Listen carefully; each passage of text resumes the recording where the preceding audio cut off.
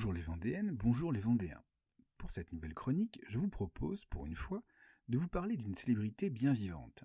Un Vendéen à la renommée internationale, alors qu'il y a quelques mois, peu de Français auraient pu vous dire de qui il s'agissait.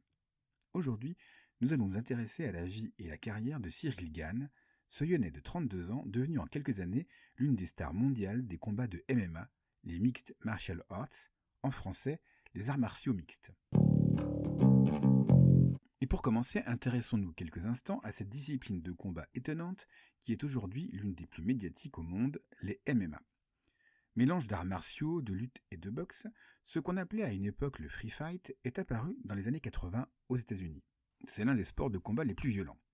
Si les combattants n'ont pas le droit de frapper l'adversaire dans les parties génitales, de tirer les cheveux, de mordre ou de crever l'œil de leur adversaire, ils peuvent donner des coups de genoux, des coups de coude et des coups de pied au visage. Au MMA, le ring est une cage appelée l'octogone. Ce sport n'a été légalisé en France qu'en 2020, même si des clubs et des salles existent depuis une vingtaine d'années. Mais venons-en à Cyril Gane.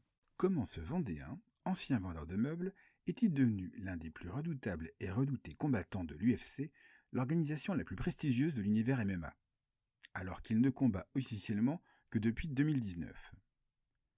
Cyril est né à La Roche-sur-Yon en avril 1990 et grandit dans le quartier de la Garenne. Son papa, lui-même très sportif, est chauffeur de car et sa maman travaille dans la confection. Cyril est le petit dernier de la famille Gane, il a un grand frère et une grande sœur. Pas bagarreur pour un sou, il est plutôt attiré par le foot et le basket, mais sans songer réellement à faire carrière. Il suit tranquillement sa scolarité au lycée Branly, où il décroche un BTS Vente. Il part ensuite pour Paris pour continuer ses études commerciales en alternance avec un poste de vendeur dans un magasin de meubles. Le sport lui manque et sur les conseils d'un ami, il se tourne vers les sports de combat. Une nouveauté pour lui qui a pourtant des arguments naturels. Très athlétique, il mesure 1m93 et pèse 115 kg. C'est ainsi qu'à 24 ans, il se retrouve à pratiquer le Muay Thai, la boxe pied-point thaïlandaise. En loisir, pense-t-il. Mais son entraîneur se rend compte très rapidement qu'il a affaire à un surdoué, aux capacités d'adaptation hors du commun. Il le pousse à développer ce talent. Et en moins de 3 ans, Cyril devient double champion de France et se paie le luxe de battre le champion du monde de Muay Thai dans sa catégorie. Mais en 2018, il décide de changer de sport pour se rapprocher de son domicile et de son travail. Il rejoint la MMA Factory, l'une des plus grandes salles de ce sport en Europe.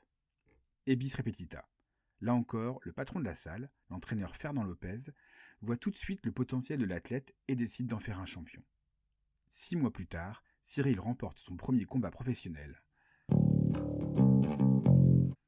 Il enchaîne avec 3 victoires et en 2019, il rejoint l'UFC, l'équivalent de la Ligue des champions de MMA. Dès son premier combat, il fait des étincelles en bloquant au sol son adversaire au premier round. Une victoire par soumission en termes techniques. Les experts encensent son intelligence tactique. Celui que l'on surnomme désormais bon gamin en raison de son état d'esprit, remporte les 7 combats suivants, et en particulier celui qui l'oppose au champion américain Derek Lewis, à Houston, en août 2021. Il devient alors le numéro 2 de ce sport et gagne le droit de disputer son titre de champion du monde des poids lourds à la méga star de la discipline, le Camerounais Francis Ngannou.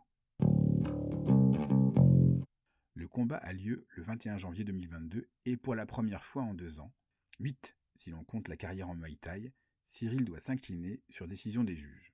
Cyril reste donc momentanément le dauphin de MMA. Un dauphin de 115 kg, je vous le rappelle. C'est tout pour aujourd'hui, je vais faire quelques pompes. C'était Sébastien, de la page Facebook Le Saviez-vous Vendée.